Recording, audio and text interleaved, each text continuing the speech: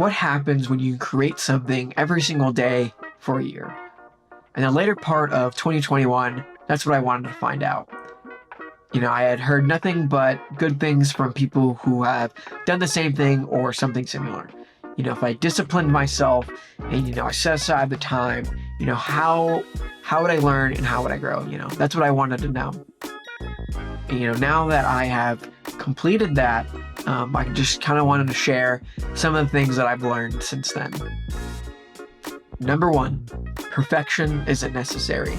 As an artist, as a designer, as a creator, doesn't really matter. I feel like anybody who's doing something creative, I think there is a tendency to really focus on the details and, make everything as perfect as we possibly can. And while I think that's generally a good thing, because obviously we want our work to be the best that it could possibly be, I think sometimes, it's a bit much. And that's not to say that details don't matter, but I think there becomes a point whenever you're working on a project that the effort and the time that you're putting into it is kind of being wasted. You're focusing on details that, aren't making a significant change to the piece that you're working on. You're looking at the little super tiny imperfections that, one, no one will notice, and then two, don't affect the piece. They're not going to make it better. They're not going to make it, worse. They're not going to make it feel a different way. And so the effort that you're putting into that could be better spent working on something new and putting effort into the legwork to create that, rather than focusing on super tiny details that ultimately don't really matter. I think the point that you're really looking for is the point at which the effort that you're putting into a project is not going to affect the outcome. You're putting in a bunch of effort and creative energy into, something that's not going to pay off at the end. Whereas if you had stopped an hour or 2 hours, a week, a month, before then, it would have been pretty much the exact same thing. No one would have noticed the details that you change, but instead you would have been able to focus your time and creative energy on something else that actually matters. Number two, not every piece has to be your magnum opus. I feel like as creatives, we kind of get caught up in, it has to be a constant incline. We always have to be growing, we always have to be learning, and if we're not doing better, then we're not living up to that expectation. I think it's okay to kind of, give ourselves some slack. Not everything that we're going to make is going to be our favorite project or the best project. A lot of it comes down to luck. You're at the right place at the right time, with the right energy, at the right idea, with the right resources, with the right skills. All of that, flows into something just coming out right. Or it could be by accident, when you accidentally do something, you miss a brush stroke or you accidentally click a button and then you're like, oh, I wasn't meaning to do that, but that was really cool. That was, I wasn't expecting to do that.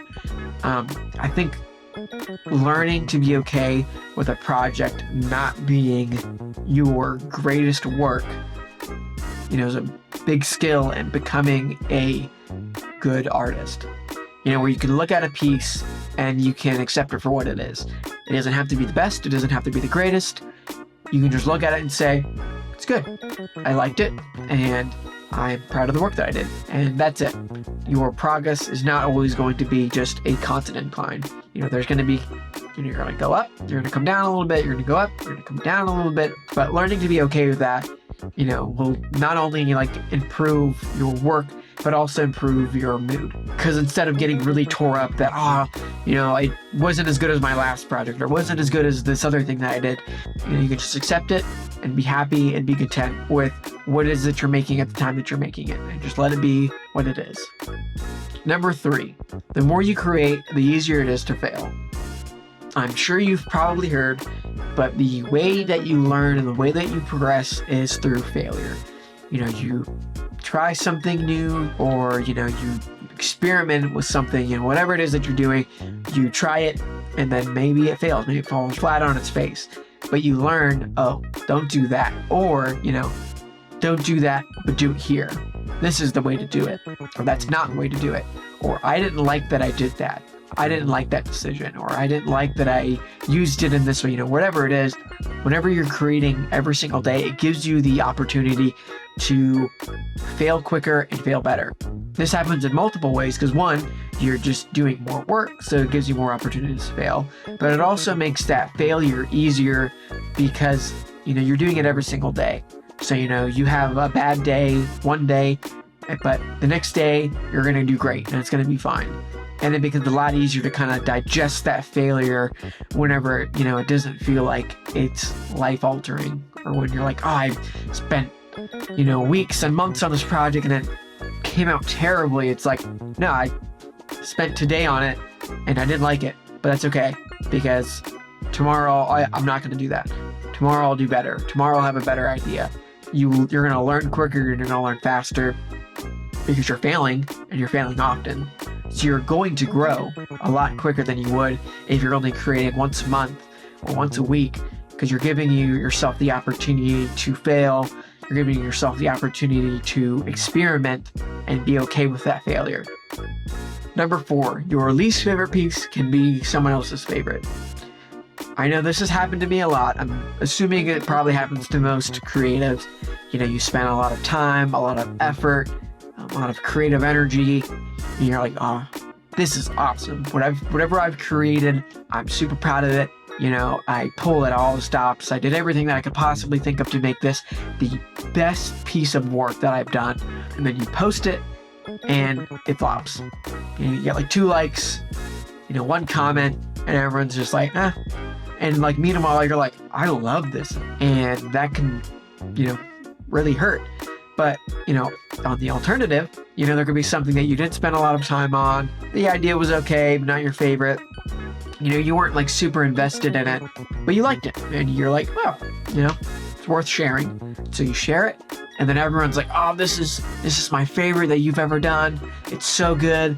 Wow, this is incredible work. And you're like over here like, this is just okay. Like, are you guys blind? Did you not see the thing that I posted before?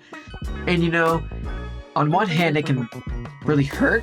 On the other hand, you could look at it through a different perspective where someone else is enjoying your work in a way that you didn't expect them to. You thought it was just going to be okay and you would have, a mixed reaction, but people loved it. And I think that really goes to show that art really is subjective. Learning to be okay with that subjectivity is really important. It allows you to be more confident and comfortable sharing your work and allowing people to be happy with it, rather than it having to always be, oh, it has to be my favorite. It has to be my, what I think is my best work. You can just leave it up to someone else is going to enjoy this, and I hope that they do. And then they get to enjoy your work and experience it in a way that maybe you didn't get a chance to. It's cool that other people get to do that. It's cool that other people have those different perspectives. And it also helps you feel better because it's like, maybe even on your worst day, you're still capable of creating things that are great and have value, even if you don't value it the same way that someone else does. Number 5, you can discover your style and what you love to do most. When you're creating every single day, it gives you the opportunity to fail, experiment, try new things, whatever it is. But really, all of those things kind of culminate in helping you figure out, what you like to create and how you like to make it, what you like, what you don't like, and also just, incorporating different elements into the mixing pot that is your work. The more that you fail and the more that you experiment, the more likely it is that you're going to, find something that is unique to you that you really enjoy, and what sets you apart from everyone else who's creating. If you're only creating, sparingly, it's much harder to experiment, try new things. But when you're doing it every single day, you're like, I'm going to try this. Maybe this is a crazy, stupid idea, but I'm going to try it because it's just today. And you never know. Sometimes that's the idea that changes your perspective completely, or gives you a new idea or a new way to implement something. And that will lead you on a journey to somewhere that you didn't think possible. And I think that's kind of the journey of discovering your style and what it is that you're most passionate about.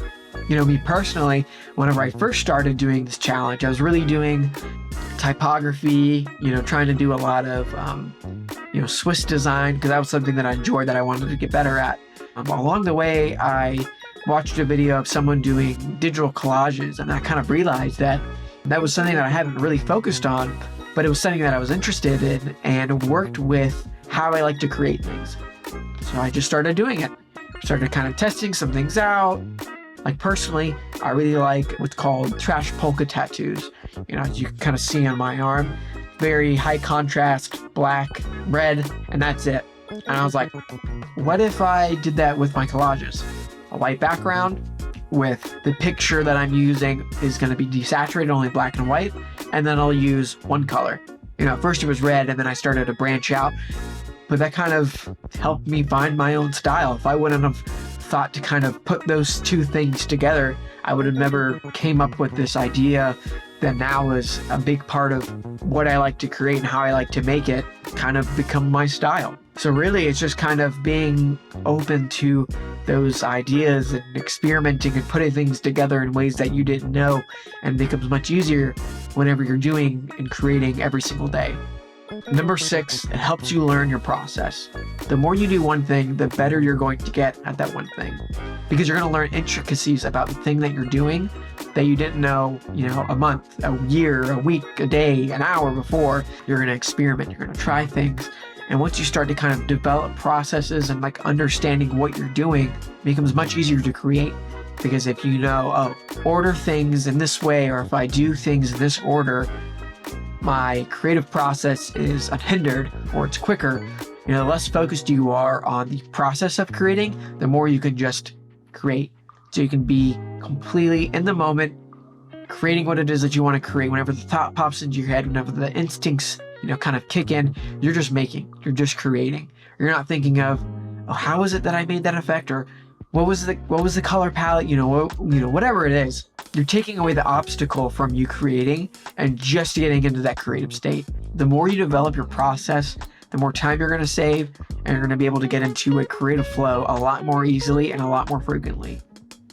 I really hope that this video is insightful for you and helps you and really encourages you to get more creative and more creative often. Maybe that's not being creative every single day, but every other day. Whatever it looks for you, whatever your time allows, just be creative. The more creative that you are, and the more that you're disciplined in whatever you're doing or whatever you love, the better you're going to get at it. And you're going to find that you're going to make a lot more progress than you thought if you were just doing it how you were doing before. Whether that's just waiting for the inspiration, or waiting for the idea, or waiting for the urge. And ultimately that's going to lead to a more satisfying creative life. And really, I think that's what we all want. We all want to be happier in our lives, happier with our creativity and our creative endeavors. So the more that you do it, the more that you're disciplined in it, and the more time that you put into it, the happier you're going to be. So I hope that this video encourages you to do that, and to put in the amount of time and effort that you can in order to be the best that you can. If you enjoyed the video, I'd appreciate it if you check out the rest of my channel and consider subscribing. It would help me, and hopefully I can help you get better, help you improve, and entertain you along the way.